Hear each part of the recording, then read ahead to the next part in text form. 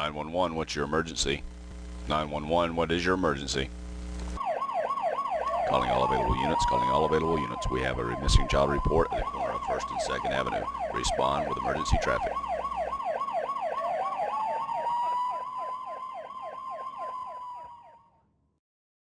Hello everyone, and welcome to another episode of The Missing.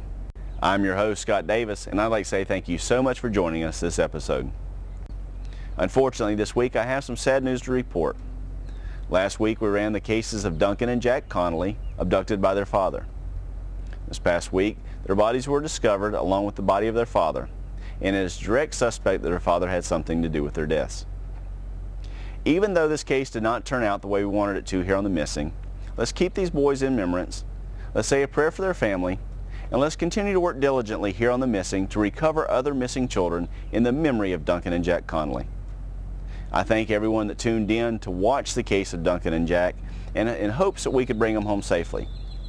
Unfortunately, as I said, it did not turn out the way we wanted to, but let's continue to work in their memory here on The Missing. Let's go ahead and review our next case. Our next case is that of Thor Wang missing out of Los Angeles, California. In earlier episodes, I discussed with you that there are going to be opportunities for us to cover the cases of family abductions. This is one of those cases. Thor was allegedly abducted by his father, Yin Chen Wang, on February 14th of 2009. Thor's mother and the alleged abductor, his father, were going through a divorce, and Thor's mother had sole custody of him, but the father retained parental visitation rights. This is allegedly when he had the opportunity to abduct Thor. This is where The Missing comes into play. The Missing is an internet-based show. We cover worldwide. We have no boundaries. If there's an internet connection or a way to get to the internet, we're available. It is reported that Yin Chen, with the alias Andrew, could possibly have left the country with Thor. So let's put our worldwide efforts together in possibly finding Thor and bringing him home safely to his mother. Some characteristics of Thor is that he is a year of age, he's biracial, white and Asian, and he has a birthmark on his wrist. For more information, please visit our website at www.themissingtv.com. There I'll post updated information when it's available, the information about his abduction, and some photographs of him and the alleged abductor, his father, Yin Chen Andrew Wang. Let's work together in bringing him home safely to his mother, and let's put a worldwide effort out there, here on The Missing.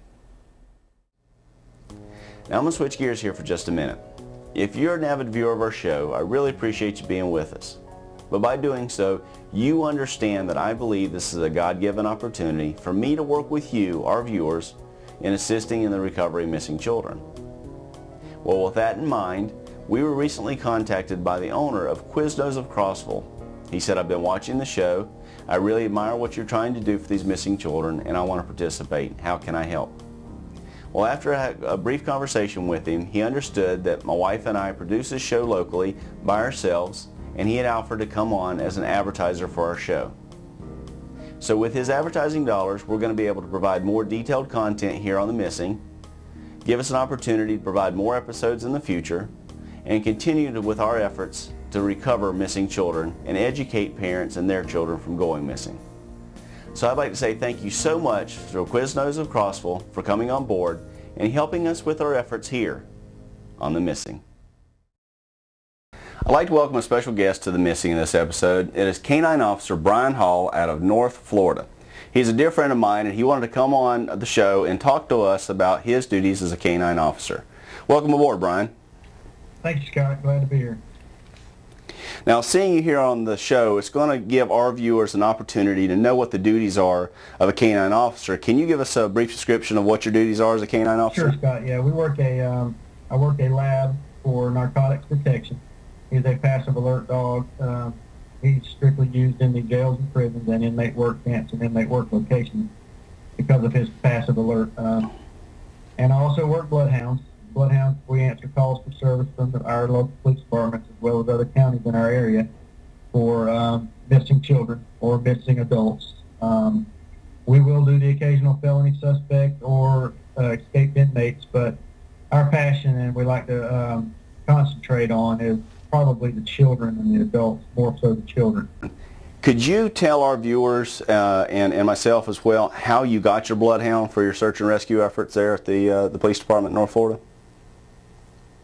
Yes, Scott, exactly. We were very fortunate enough to, we were down to one bloodhound in our department, and that was, and we were in dire need of one. And I did some research, and I found an organization out of Homestead, Florida, near Tampa, called 832 K9 Deputy Dog.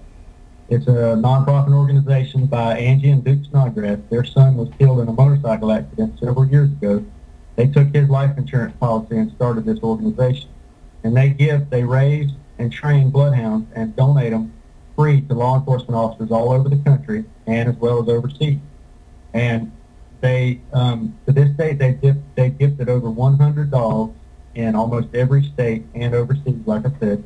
And we're very fortunate enough to acquire one of their dogs, and we're probably going to try to hit them up for another dog. So actually, the dog didn't cost our department 1 cent. I went and did training on duty, so I was basically, no overtime was incurred during the acquiring of this dog, and we've attended training seminars that they have put on.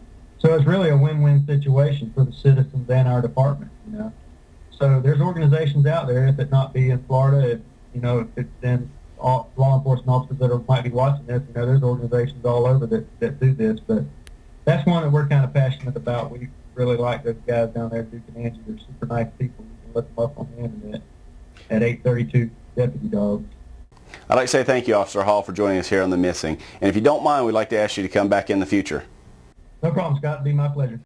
Folks, we're going to have Officer Brian Hall come back in future episodes, and the next time we have an opportunity to talk to Brian, we're going to talk about his training techniques for not only his narcotics dogs, but his bloodhound search and rescue canines as well.